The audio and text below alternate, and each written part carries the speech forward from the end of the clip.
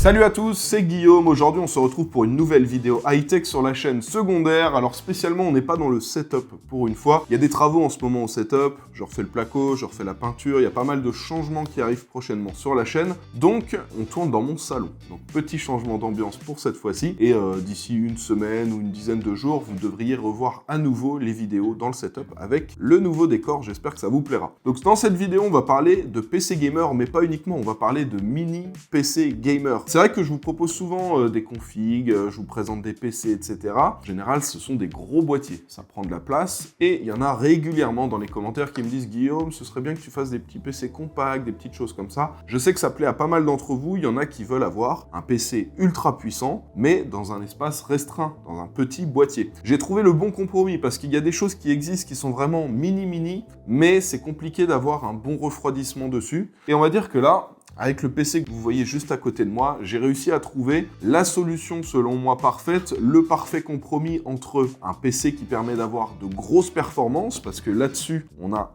une config vraiment musclée à la fois pour du gaming, mais aussi de la productivité, une utilisation professionnelle, peut-être du streaming, du montage vidéo, ça va super bien fonctionner, mais on est dans un espace ultra restreint. Alors regardez, ce boîtier que vous voyez juste là, c'est le Asus Prime AP201. On va mesurer la taille, je vais vous dire exactement combien il mesure pour que vous puissiez vous faire une idée. Mais en gros, en hauteur, on est sur environ 36,5 cm de haut. Sur la longueur, on est sur 46 cm de long. Et sur la largeur, on va le calculer ici, on est sur à peu près 21 cm, 20,5, 21 cm. Donc très intéressant pour ceux qui veulent à la fois quelque chose de compact, mais où ils vont aussi pouvoir mettre une grosse config. Parce que vous voyez que là, nous avons un Ryzen 7 7800X 3D. C'est un gros processeur, c'est le processeur actuellement le plus puissant pour le gaming. Ici, ce que vous voyez juste là, c'est une RTX 4070 Super. C'est aussi une grosse carte graphique. Alors, c'est pas une carte graphique qui chauffe énormément.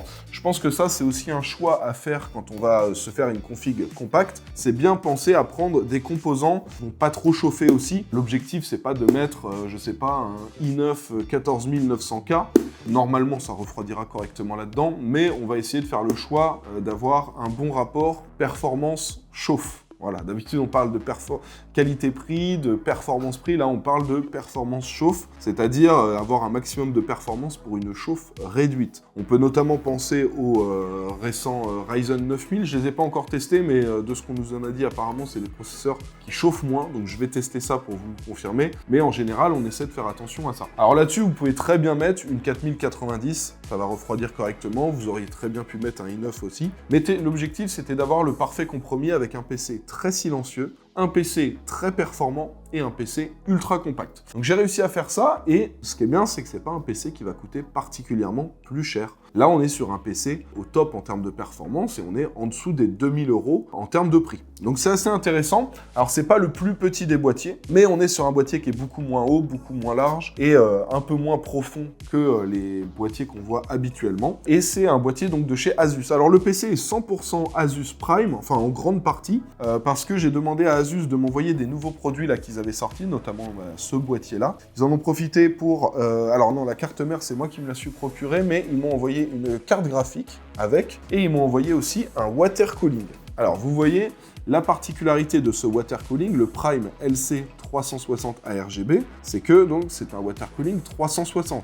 3 ventilateurs de 120 mm qui sont placés dans ce boîtier. Ça, c'est un des gros avantages, justement, de ce boîtier. C'est pour ça que je vous ai dit que j'ai pas pris les tout petits boîtiers, là, qu'on voit des fois sur le marché. L'avantage de celui-ci, c'est que, ok, il est beaucoup plus compact que ce qu'on voit habituellement. En termes de contenance, on est aux alentours des 33 litres pour ce boîtier-là. Donc, c'est vraiment très, très faible. Mais on peut mettre un water cooling avec 3 ventilateurs, donc du 360 mm, ce qui veut dire que, c'est pour ça que je vous disais, un i9, techniquement, vous pouvez le mettre aussi, ça va se refroidir correctement, parce qu'un water cooling 360, ça rentre. Autre chose, au niveau des cartes graphiques, on peut mettre des grosses cartes graphiques triple ventilateur. En termes de taille maximale pour la carte graphique, c'est du 33,8 cm, donc on va dire que quasiment toutes les cartes graphiques vont pouvoir rentrer dedans. Et un autre avantage, c'est que, vous voyez les tout petits PC dont je vous parle, souvent, quand on veut prendre ces boîtiers-là, on peut pas mettre les alimentations classiques. On doit mettre des alimentations SFX. Et SFX, c'est plus petit, plus compact, mais ça coûte aussi plus cher. Et voilà, du coup, pour gagner un tout petit peu de place, on paye plus cher. Là-dedans, c'est une alimentation en ATX. Alors, c'est un petit peu particulier parce que cette alimentation, vous voyez, elle est placée à l'avant, à ce niveau-là. Je sais pas si là, vous allez la voir, mais en gros, vous la placez à l'avant. C'est pour ça que j'ai prévu un flux d'air un petit peu particulier pour ce boîtier-là. Vu que vous avez l'alimentation sur l'avant et qu'il n'y a pas de ventilateur à l'avant, donc ce que j'ai fait, c'est que j'ai pris les deux ventilateurs que j'ai mis en bas qui vont faire rentrer de l'air dans le boîtier. Ça va amener de l'air frais sur la carte graphique. Et il y a un troisième ventilateur qui est à l'arrière. D'habitude, le ventilateur qui est à l'arrière, on a tendance à lui faire expulser l'air du boîtier. Là, celui-ci va aussi faire rentrer de l'air dans le boîtier. Donc on a 3 ventilateurs qui font rentrer de l'air, les 2 du bas qui vont amener beaucoup d'air frais à la carte graphique et un petit peu vers le water cooling, vers le haut du boîtier. Celui de l'arrière qui va amener beaucoup d'air frais pour le water cooling, et ensuite le water cooling, lui va expulser l'air chaud par le haut du boîtier. Donc c'est un flux d'air correct, c'est juste qu'en fait on va inverser, c'est par l'arrière que ça va rentrer au lieu que ce soit par l'avant vu qu'on a l'alimentation à l'avant. Et vous voyez qu'on peut se faire une petite config vraiment au top. La petite particularité quand même, ça va être la contrainte de ce boîtier-là, c'est qu'on est sur une carte mère en micro ATX. Donc en termes de format, c'est similaire en termes de largeur à une carte mère ATX, c'est juste qu'en hauteur, il y a moins de slots, elle est moins haute, et du coup, on peut placer ça dans des boîtiers beaucoup plus compacts. Donc sinon, en termes de montage, c'est plutôt simple, pas de grosses particularités. C'est vrai que les petits boîtiers dont je vous ai parlé un petit peu plus tôt, souvent c'est compliqué, surtout moi avec mes gros doigts, c'est vrai que c'est compliqué de monter des configs dedans.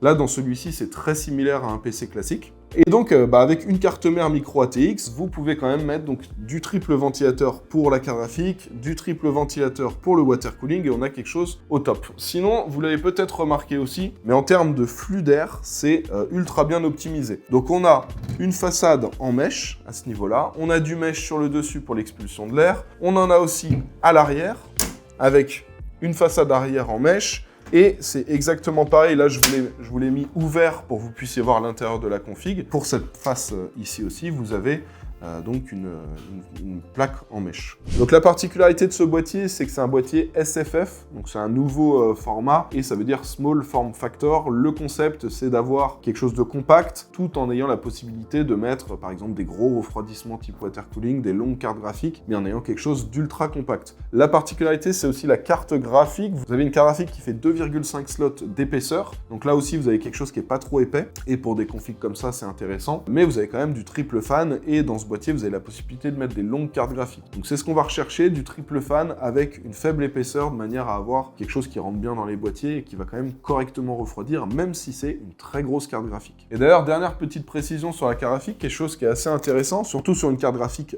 Prime, parce qu'on est sur des cartes qui sont quand même moins chères sur les Prime, vous avez quand même le double BIOS, avec le BIOS Quiet, le BIOS Performance, suivant si vous voulez quelque chose de silencieux, qui va un peu moins refroidir et du coup qui aura tendance à chauffer un petit peu plus. Ça, c'est quand vous faites des tâches classiques, mais vous avez un BIOS Performance où là, la ventilation va tourner à fond et vous allez avoir des super performances parce que la carte graphique ne va pas chauffer. Et un autre des gros points forts en fait de cette config, et vous allez comprendre pourquoi j'ai mis beaucoup de Prime, parce que par exemple la carte mère je l'avais pas reçue par Asus, mais j'ai mis aussi une Prime, c'est que ça permet au final d'avoir une config puissante sans avoir un gros budget. Parce que vous vous retrouvez avec des cartes graphiques qui sont moins chères que les autres gammes, mais qui sont quand même intéressantes. Vous avez donc ce boîtier-là qu'on retrouve, on peut le retrouver par exemple sur Grosbill à 80 €. Alors les prix vont varier, c'est entre 80 et 100 € en fonction des sites, mais vous voyez typiquement un boîtier comme celui-ci, ultra fonctionnel et qui permet de se faire une petite config ultra puissante, ça coûte 80 €. En termes de carte mère, pareil, c'est moins cher. Alors celle-ci, sur les Prime, il faut quand même faire quelques compromis. Vous voyez, typiquement, le SSD, il n'y a pas de radiateur sur le SSD. Donc voilà, mais ça permet quand même de faire une super config ultra puissante. Donc là, c'est du B650 et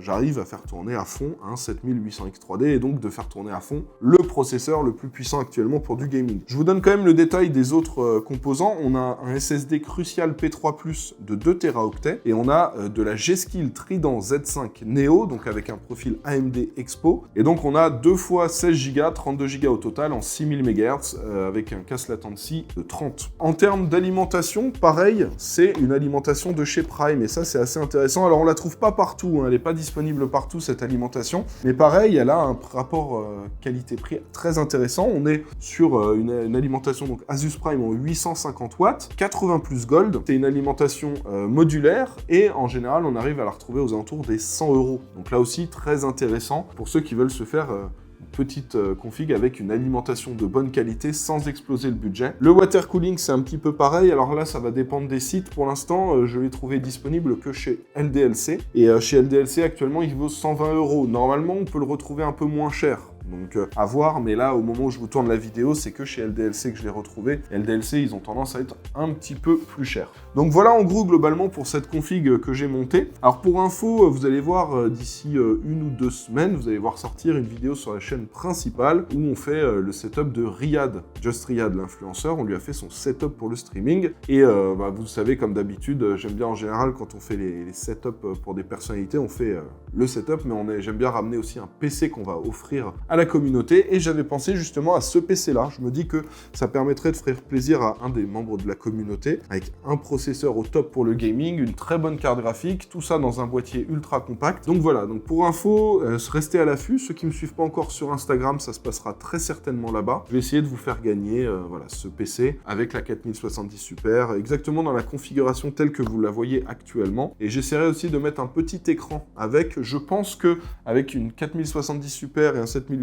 3D, ça peut être intéressant, un écran Quad HD 165 Hz ou même du Full HD 240 pour jouer en ultra en Full HD, pourquoi pas. Ça peut être intéressant. Voilà, laissez-moi dans les commentaires ce que vous voudriez qu'on rajoute comme écran, plutôt de la Quad HD 165 Hz, ou même on pourrait essayer de faire de la Quad HD 240. Je pense que c'est quelque chose qui peut passer avec cette config. Donc voilà. Donc globalement, moi je suis très content de ce boîtier. C'est vrai que quand Asus ils ont annoncé ce boîtier-là et qu'ils m'ont proposé de faire ce petit contenu sur une config compacte, j'ai tout de suite dit oui, c'est intéressant. Alors pour info, la vidéo n'est pas sponsorisée, mais j'ai eu donc le matériel qui a été fourni par Asus, le boîtier, la carte graphique, l'alimentation et le water cooling. Et au final, c'est cool parce que souvent, moi, ce que je recherche sur la chaîne, c'est présenter des produits avec un bon rapport qualité-prix, un bon rapport performance-prix. Et là, on s'y retrouve parce qu'on n'est pas sur un prix excessif pour le boîtier. 80 €, je trouve ça intéressant. L'alimentation aux alentours des 100 €, c'est aussi très intéressant. Le water cooling qu'on retrouve entre 100 et 120, là aussi, c'est intéressant. Et la carte mère est pas trop chère. J'ai plus le prix en tête. Je sais plus combien je l'ai payé, celle-ci. Mais je me rappelle que c'était vraiment pas excessif. Donc voilà, ça permet quand même de se faire une bonne petite config. Pour le SSD, je sais pas si je vous l'avais précisé, donc c'est un P3+ de 2 Teraoctets. C'est vrai que quand on se fait une config aux alentours des 2000 € comme ça, c'est intéressant de se dire, allez, je pars sur un SSD de 2 Tera en général. Ça veut dire que quand on met ce budget-là, c'est qu'on va jouer beaucoup, et quand on joue beaucoup, on joue à plein de jeux, et donc avoir 2 Teraoctets, c'est intéressant. Dites-moi ce que vous pensez justement de ce type de config-là. Dites-moi dans les commentaires si vous voulez que je vous fasse une vidéo sur une config encore plus compacte. C'est vrai qu'il y a des boîtiers encore plus compacts qui existent, mais c'est toujours une galère de monter les PC dans ces toutes petites configs-là, et les contraintes de refroidissement sont encore plus compliqués. Donc là, on arrive à avoir un très bon refroidissement sur celui-ci parce qu'il reste quand même spacieux, même s'il est plus compact que la moyenne, et vu qu'il est full airflow et qu'il est donc en mèche de tous les côtés, ça permet justement de refroidir correctement. Quand on est dans les trucs encore plus compacts, c'est un peu plus compliqué de trouver des bons boîtiers. Mais voilà, si jamais c'est quelque chose qui peut vous intéresser, dites-le moi, et pourquoi pas faire une deuxième vidéo par la suite, je sais pas, dans 1 ou 2 mois, avec une config encore plus compacte pour voir si on arrive à avoir des bons refroidissements. Pour info là-dessus, la carte graphique ça chauffe pas trop, mais les 4070 Super de base ça chauffe pas énormément, donc vous n'aurez pas de problème de chauffe, vous serez aux alentours des 60-65 degrés en jeu en faisant tourner à fond. Et pareil, le processeur, en fait, le Ryzen 7 7800X 3D, en fait les X 3D chauffent beaucoup moins que les X classique. Donc le X3D il va pas chauffer énormément, vous serez dans les 50-60 degrés quand vous serez en jeu, peut-être 70, voilà, mais si vous faites tourner des grosses tâches sur le processeur. Mais globalement, c'est une config qui va pas trop chauffer, qui restera silencieuse, qui va permettre d'avoir quand même de très très bonnes performances. Alors dites-moi ce que vous en pensez justement de cette config là, je vous attends dans les commentaires, et puis n'hésitez pas à me faire vos petits retours si jamais il y a un boîtier sur lequel vous voudriez que je fasse une config encore plus petite. Pour info, si vous voulez, la liste des composants qu'il y a dans cette config, je vous ai tout mis comme d'habitude dans la description de la vidéo. Vous avez les références des produits et les liens s'il y a quelque chose qui peut vous intéresser. Si vous avez des questions, n'hésitez pas à les poser dans les commentaires. J'espère que la vidéo vous a plu, j'espère que ce type de présentation de PC, ça peut vous intéresser. Si c'est le cas, n'hésitez pas à mettre un petit pouce bleu pour me soutenir. Pensez à vous abonner si ce n'est pas déjà fait, si vous découvrez la chaîne avec cette vidéo. N'hésitez pas à vous abonner, à mettre la cloche pour recevoir toutes les notifications dès qu'une nouvelle vidéo sortira. On va se laisser pour cette vidéo, on se retrouve dans quelques jours pour une nouvelle. Merci encore d'avoir regardé la vidéo, merci à Asus de m'avoir fourni quelques produits pour pouvoir vous monter ce PC là, et on se retrouvera sur Instagram dans très peu de temps pour vous faire gagner cette super config. Allez, on se retrouve dans quelques jours, en attendant, portez-vous bien, ciao tout le monde!